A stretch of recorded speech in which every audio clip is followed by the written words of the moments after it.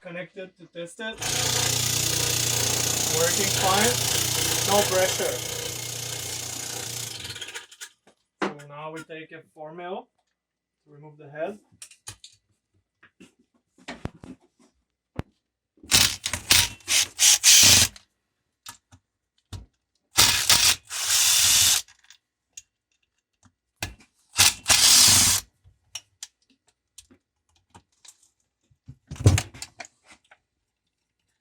Air filter.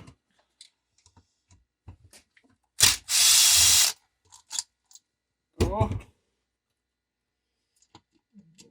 The head. And here we have the damaged ring, which is causing the lack of compression. So, a Phillips screwdriver.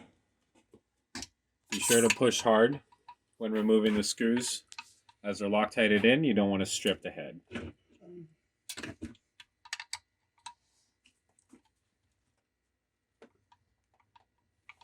Screw is loose.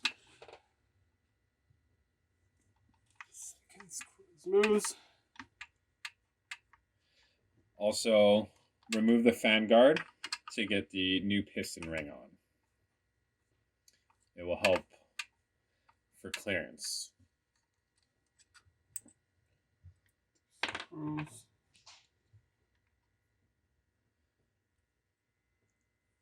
Remove the piston ring.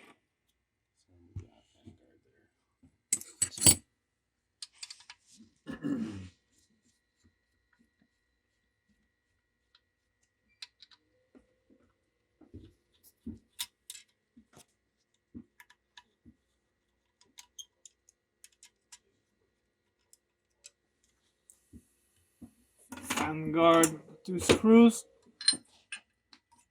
Fan's looking good. Okay.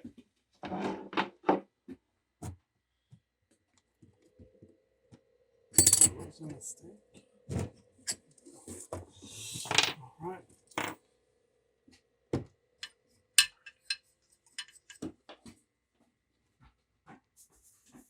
Can remove the piston part. Pretty damaged. And we also need to remove all this red gasket in here, which can be a little bit tricky. Just gotta take your time. Get it out. Once the gasket is removed, we can check the reed. If the reed looks in good shape, we don't have to replace them, especially if the screw won't come out. Don't fight it until it breaks.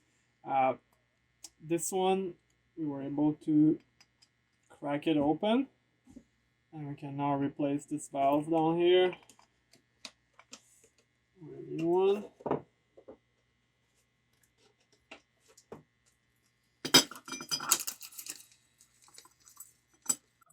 Bottom one, the thin one, the thick one goes on top.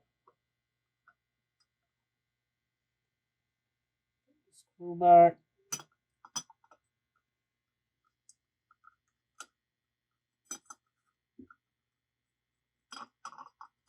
And you want to set it a little bit offset of the center so that when you tighten it, you come spot on to where you want it to be.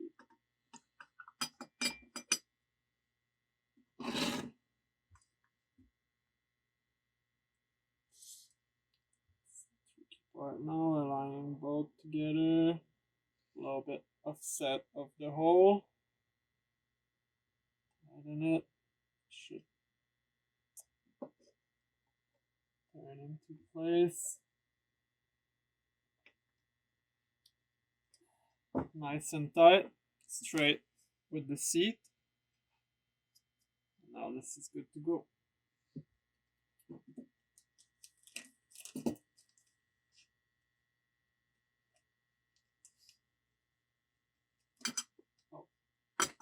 So now we replace gaskets on both sides. We have the brown one here on top. Just pull out this one.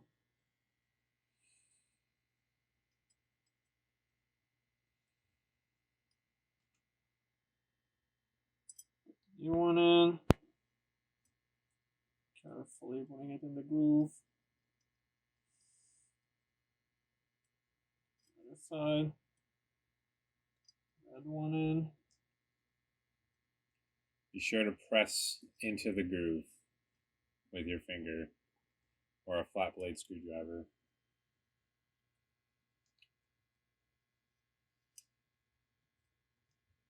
Okay.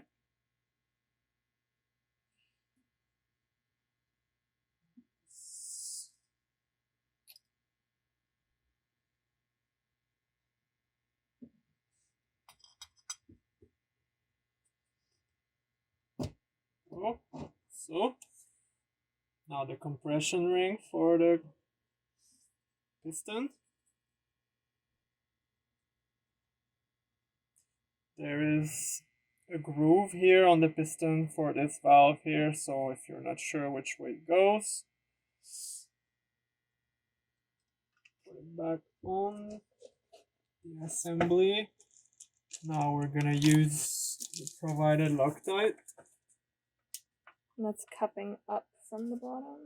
Yes, correct. Most crucial part is to use all the Loctite in both holes, half and half. If you do not like Loctite the screw, it is very likely the screw will loosen and jam into the head and seize the compressor. So you do a couple drop on each side until the point where there's nothing left in the tube, which should be around 6 drop roughly. 3 on each side. There you go.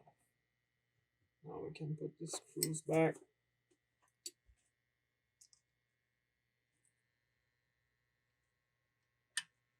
And this second one here. And you go nice and tight.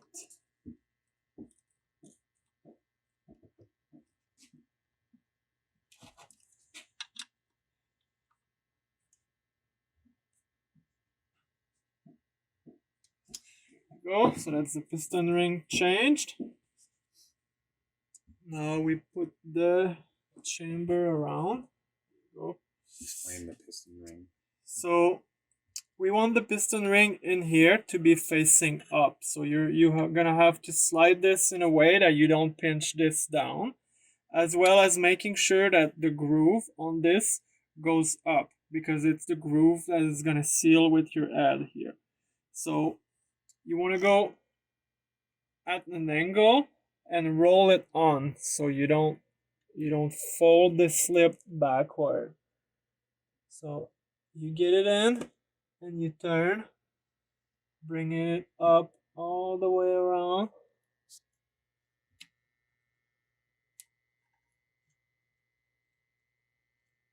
If you fold it down, you might have to get a new one. So that part, very important to take your time.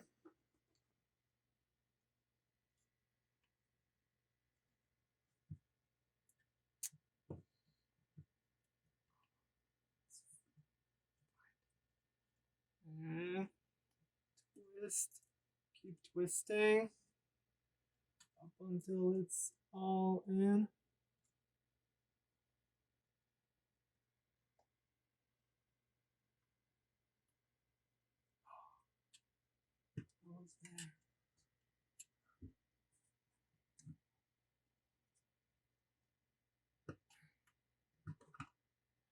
This is the most crucial part, because if you wreck that gasket, you will lose compression right away.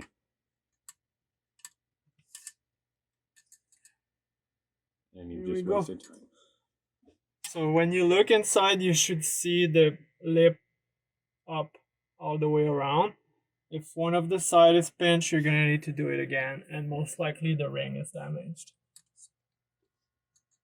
Now we're gonna seat this all the way at the bottom inside the groove. You should feel it nice and flat at the bottom. Can't go anywhere anymore. That's how you know you're at the right spot. So now we can put our head back.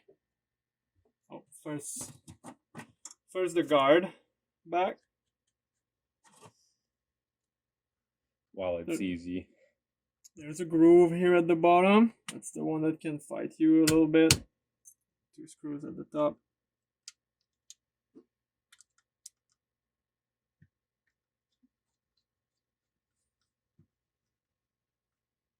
All of this just hand tight. No need to go crazy.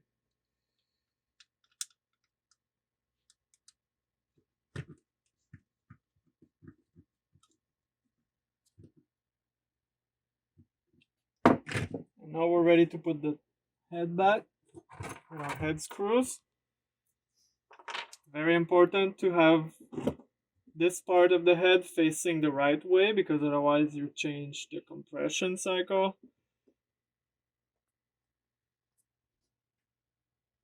See that on here, you will feel when the groove is at the right spot because there's no play side to side. That's how you know you've got it seated right. And then at first you just want to hand tight these using the 4mm wrench.